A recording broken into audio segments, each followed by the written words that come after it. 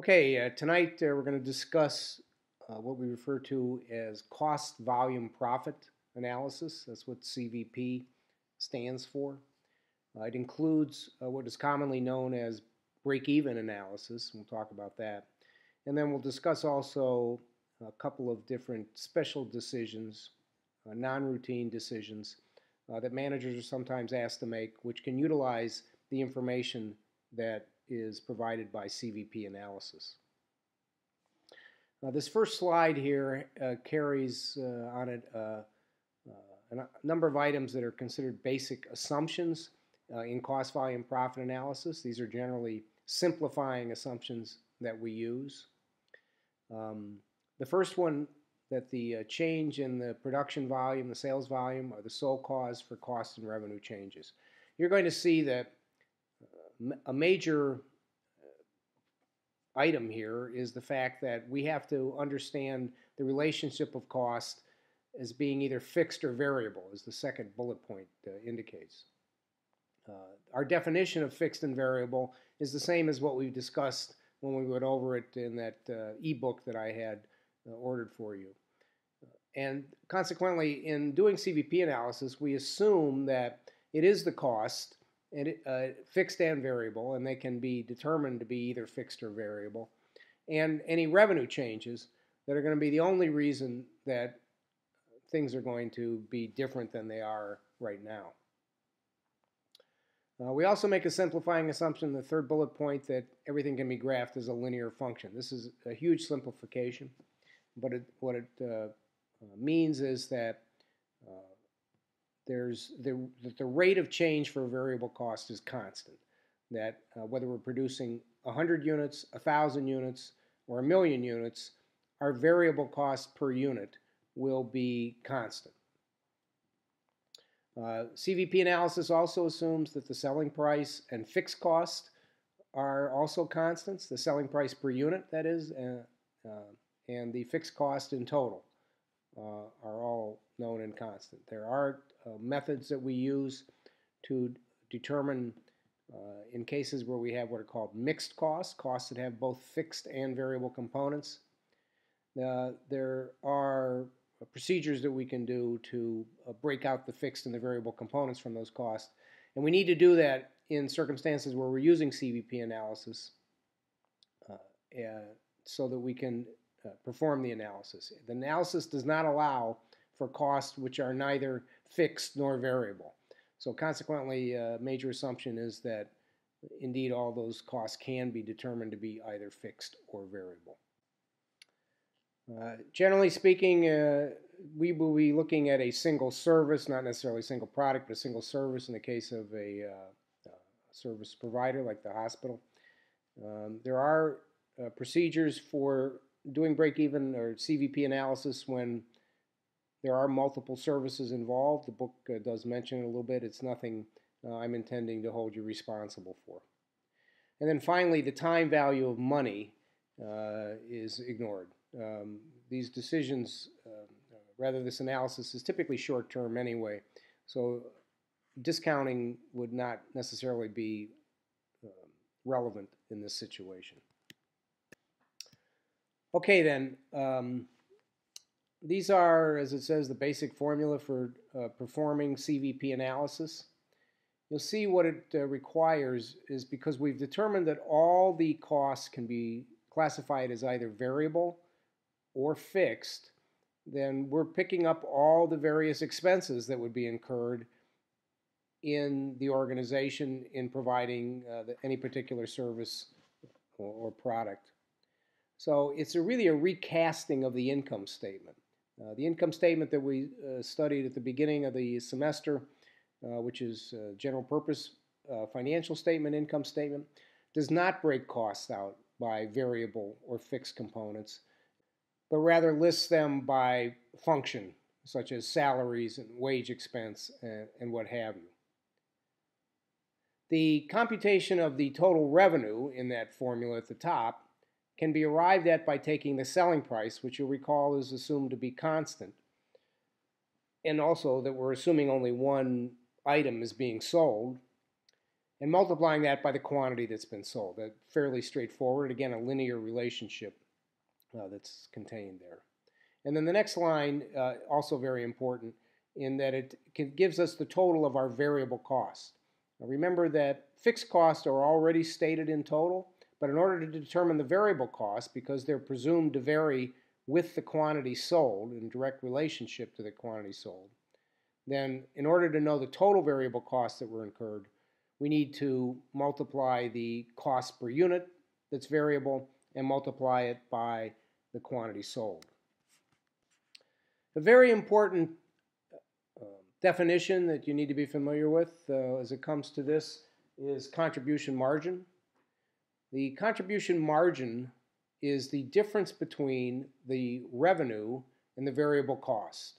If you look at that last bullet that I have up here on the page, that's the definition of contribution margin. In particular, this is very different from a number that often appears on the statement of operations or the income statement, which is gross profit. Gross profit being, again, because it's on the general purpose financial statements, derived from using the functional expenses that are incurred by an organization. Here we're using cost in their behavioral capacity as being either fixed or variable. So when we talk about contribution margin, it's the difference between the revenue and the fixed cost. It also can sometimes be talked about on a per unit basis, because again, we're assuming these are constants. Now, the selling price per unit is constant, the variable cost per unit is constant, and consequently we can determine a contribution margin per unit that equals the selling price minus the variable cost. Now it should make some mathematical sense that if the contribution margin per unit is the selling price minus the variable cost, and that tells us then what the contribution margin on each unit is. If we multiply the contribution margin per unit by the total number of units that are sold, we can determine the total contribution. So 3 can be used, the third bullet rather, can be used to determine the second. And of course the second bullet can sort of be used in the same fashion by, if we can divide that contribution margin, the total contribution margin, by the number of units sold, we're going to get the per unit contribution margin. The same thing with the variable cost. And that's what this slide really talks about. It also mentions that in the first bullet. The second bullet is that the what we call the contribution margin percentage can be determined by taking the contribution margin per unit and dividing by the unit selling price. So for instance, if the selling price is $10, the variable costs are 7, and the contribution margin is 3, then the contribution margin percentage is 3 divided by 10, or 30%. All right, here you see the same formula I showed you just a few minutes ago. The revenue minus the variable cost minus the fixed cost equal the operating income. We're going to restate this in a slightly different format now. And this is one type of formulation that will be very useful for you with respect to solving problems in this area. What we've done, you can see, is to take the selling price and multiply it by the total sales quantity, which we just showed you is equal to the total revenue, and subtract from that the variable cost per unit times the number of units sold, which of course is then the total variable cost incurred, and if we then subtract the fixed cost, we arrive at the operating income. Okay, notice that the two terms here have sales quantity as a constant. So basic algebra tells me I can factor that term out of the equation, and that's what I'm going to do. I'll remove the sales quantity. What we're then left with is, by pulling it out, the sales price per unit minus the variable cost per unit, that number, times the sales quantity, minus, and I've inserted a T in here because this is total fixed cost, is equal to the operating income. That's a pretty straight reworking of that equation I just showed you earlier.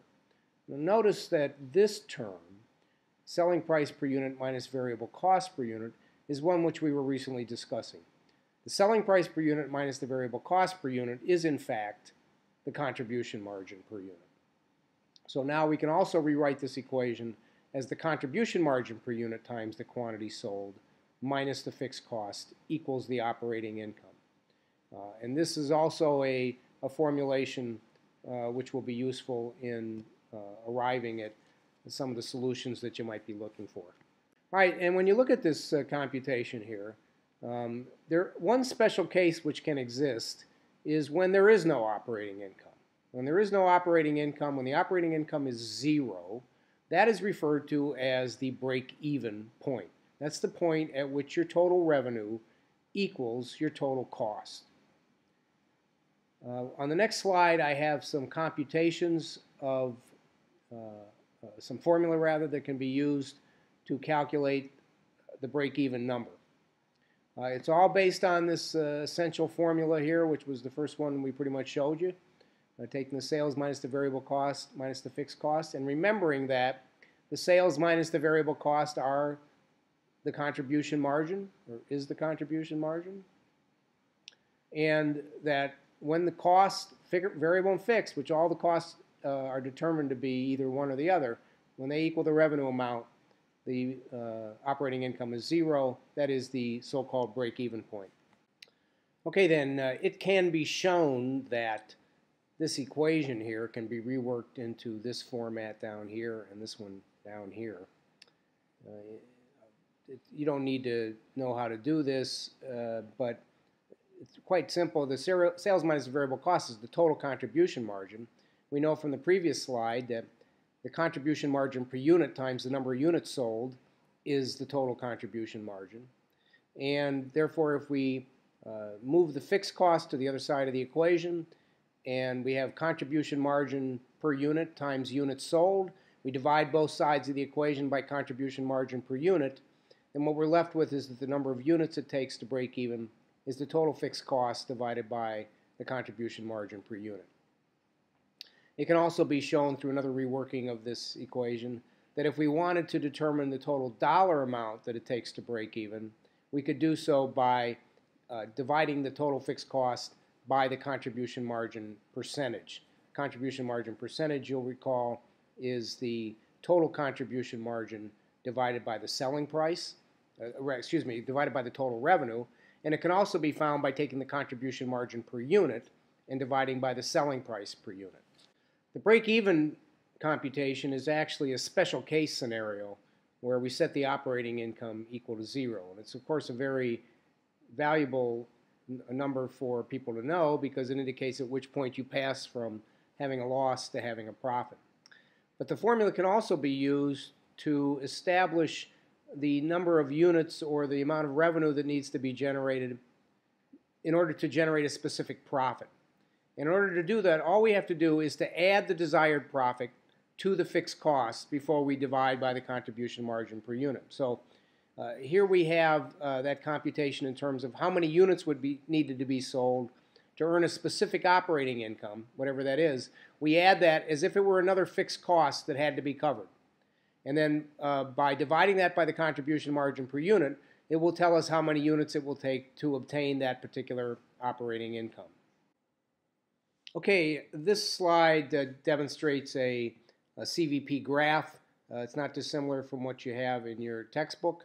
On this axis, on the y-axis, are the figures in dollars. On this axis, down here, are units sold. So this is the volume axis, and this is the cost or revenue axis. The line that intersects the axis, the graph at the 0, 0 point, in this point is the total revenue line, the line CD, if you will, because if you sell no units, you generate no revenue. This is also, however, the line at which the total variable cost would intersect the axis. If you sell no units, you generate no variable cost. In this particular graph, the fixed cost and the variable cost have been added together. The line you'll see here that is A is the fixed cost line. It's a constant $2,000 regardless of the volume of activity down here. And this total cost line is essentially the sum of the fixed cost plus the variable cost.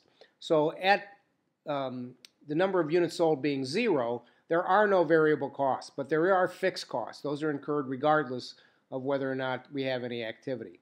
So what you have here is this line sloping upwards. This is the total cost line. And that total cost line includes the fixed and the variable costs. In algebraic terms, this line AB that's going up this way, this is the slope. The slope of this line represents the rate of incurrence of variable costs.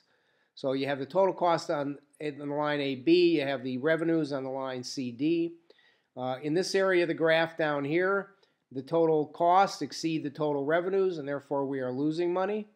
At this point, the total revenue equals the total cost, and that's break even. And then beyond that point, the total revenue line exceeds the total cost line, and consequently, this is an area of operating income. Now, two things to notice on this graph is that at very low operating levels, the loss is quite wide.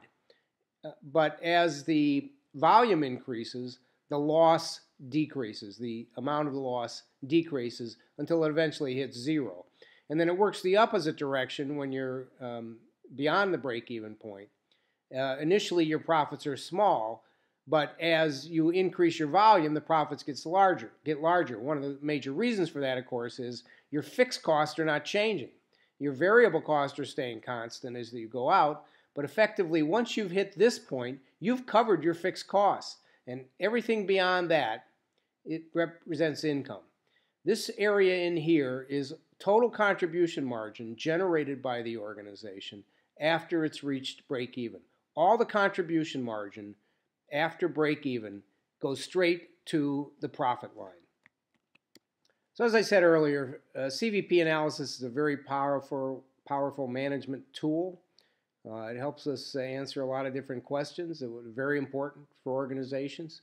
What we call sensitivity analysis, determining how profit changes if we change one of the underlying variables. As it says, we can change any of these variables, the selling price, the volume, or the cost structure, and see how that might potentially impact the profit of the organization.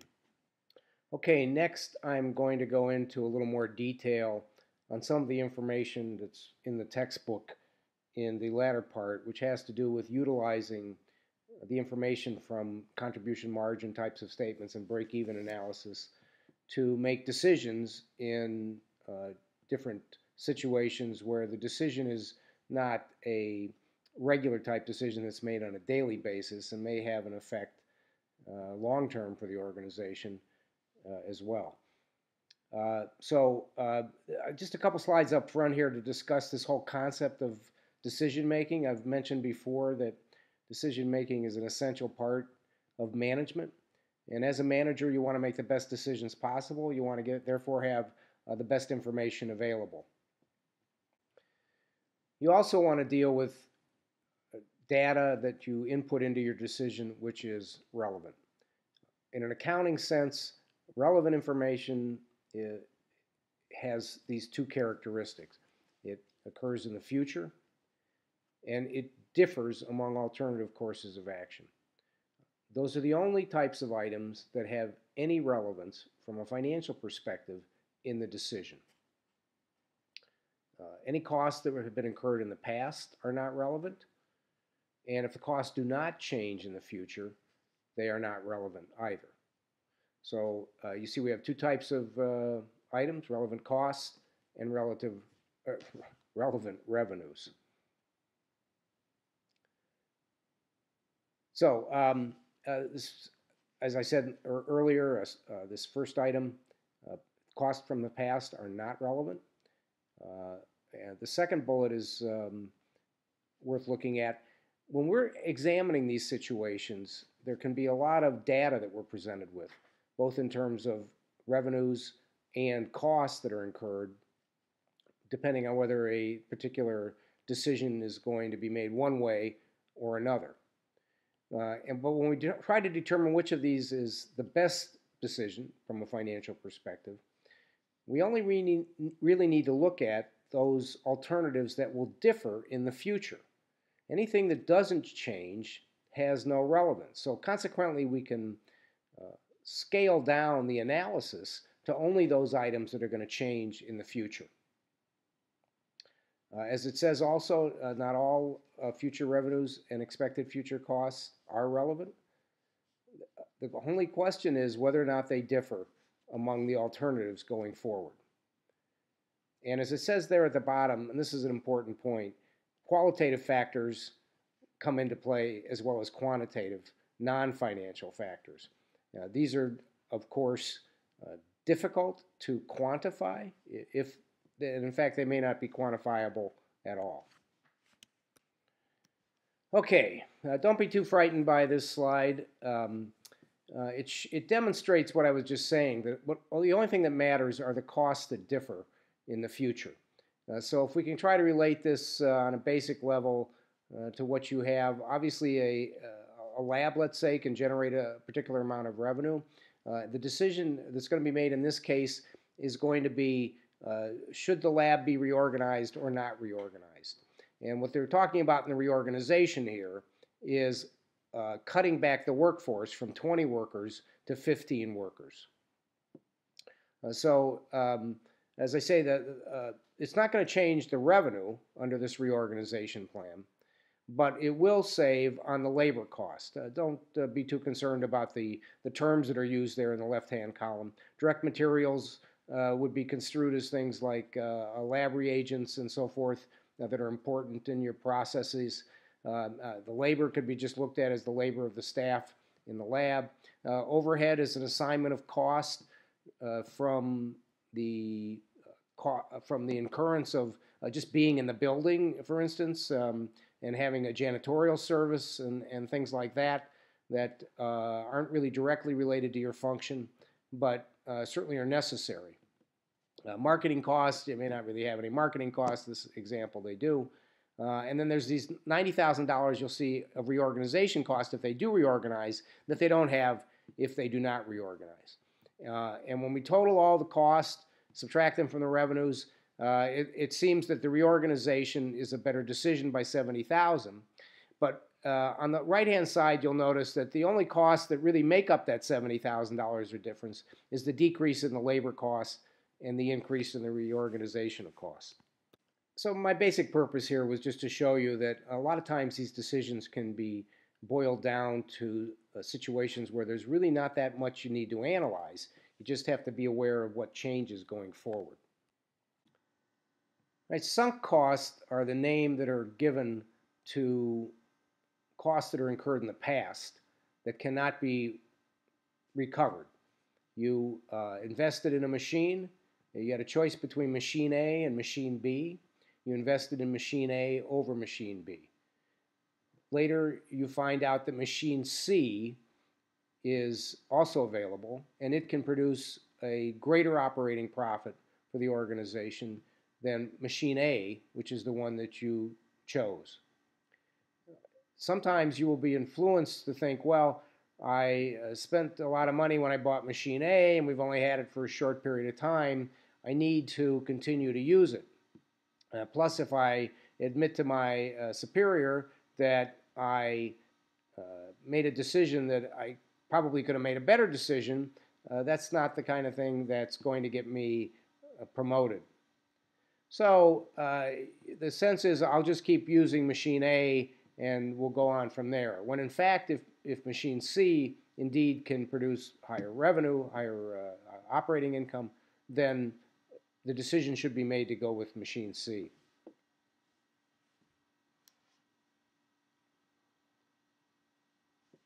Two types of information, quantitative and qualitative. Well, we're going to spend a lot of time, not a lot of time, a little bit more time, talking about quantitative factors. But the qualitative factors are, in fact, very important to consider. I got a slide a little bit later on that discusses that sort of situation.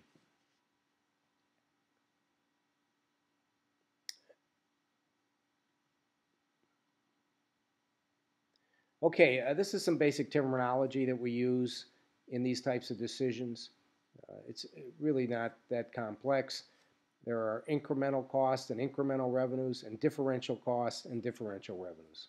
I will tell you that the preferred terminology is differential, because incremental implies increase, when in fact costs and revenues can also decrease. Differential allows for them to go either way. So in fact, if we're going to say incremental cost and incremental revenue, we should say decremental cost and decremental revenue also. That's way too much work for most accountants, so we just try to go with differential cost and differential revenue. This is a litany of the types of special decisions that can be used in this scenario. And we're going to talk about each one of them very briefly. There's only a couple that are actually discussed in your textbook, so I'll be going beyond the book a little bit. In terms of any examination, I'll only hold you responsible for what's in the textbook. Before we get started in that, just a couple more bullets here on issues that you may run into as well. Incorrect general assumptions. It is very easy to sometimes think about variable cost as relevant and fixed cost as not, because the sense is they're fixed costs, they won't change regardless of the level of activity that goes on. But that's not necessarily true. There are times when variable cost can change in the future. If your volume goes up, you can probably get a better cost break in terms of cost that you're incurring for variable items. And fixed costs at certain points are fixed at a different level. If you need to add another technician, you need to add another level of cost of maybe $100,000. That's a fixed cost in terms of the pay of that extra person, but that's a differential fixed cost if we're thinking about it being something that's being added in the future. Also, there's a problem with using unit cost data.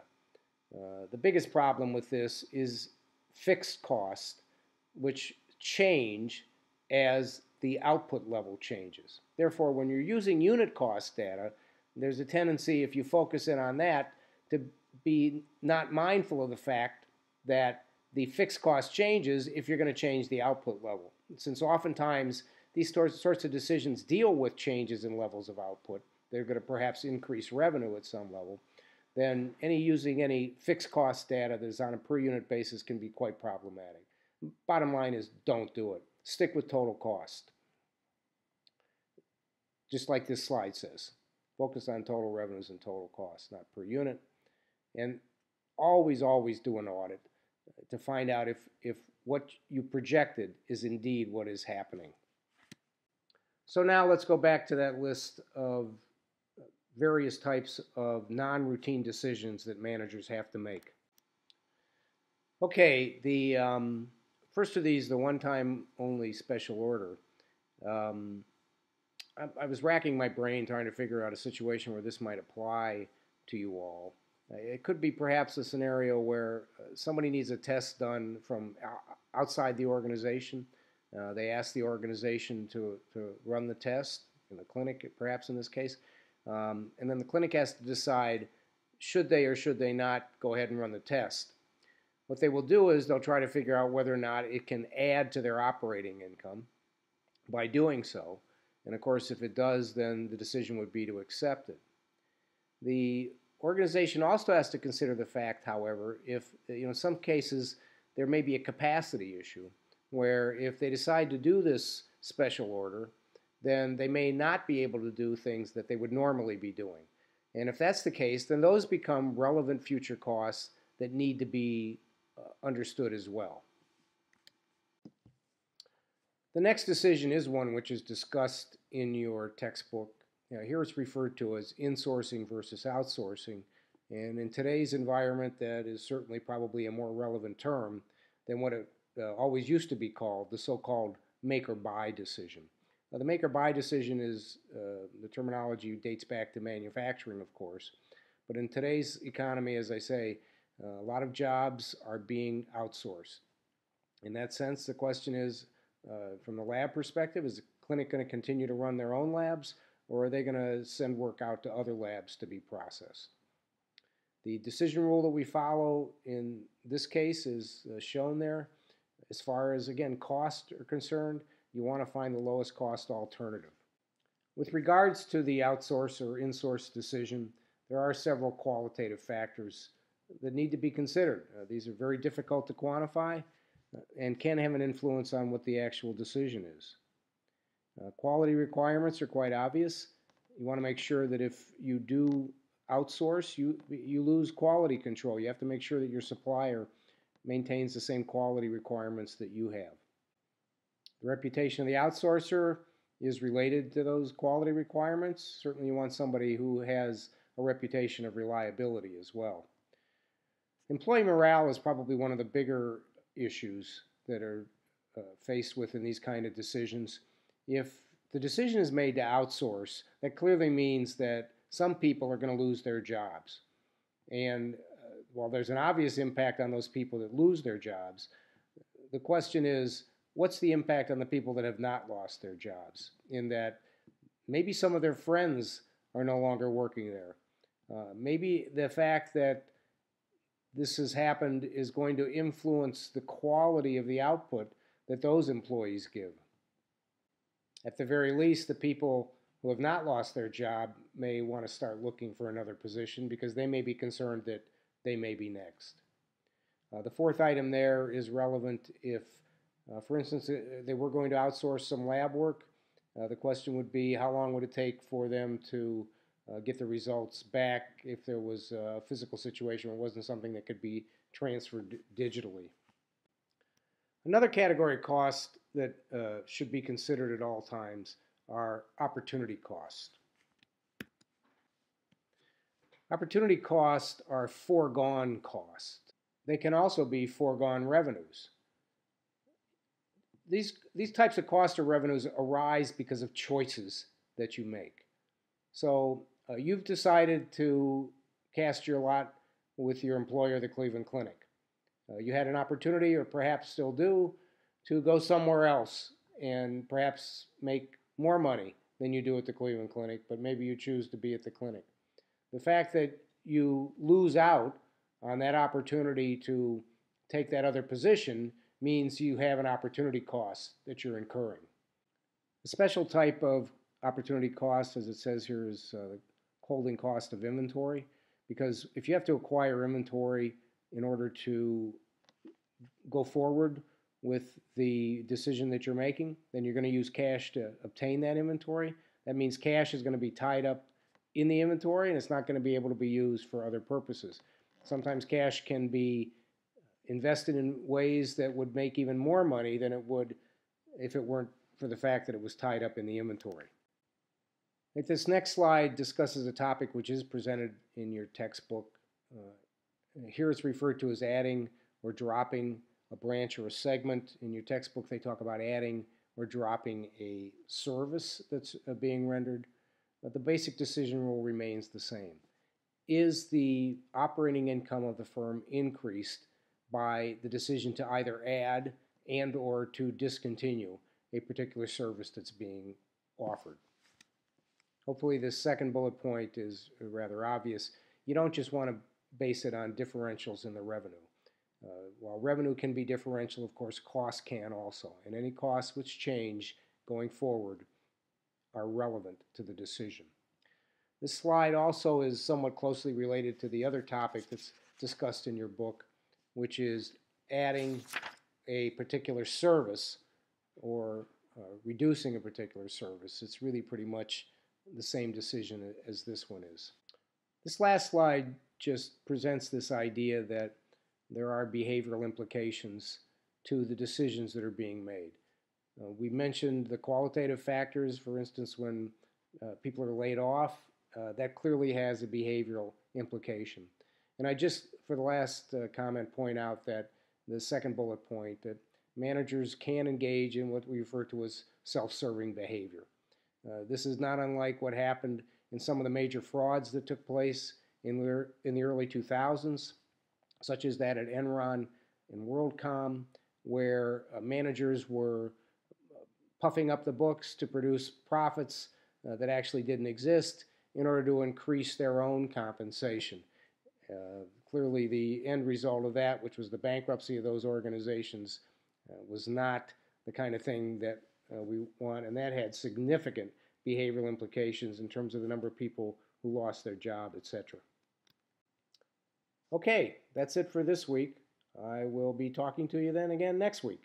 Bye-bye.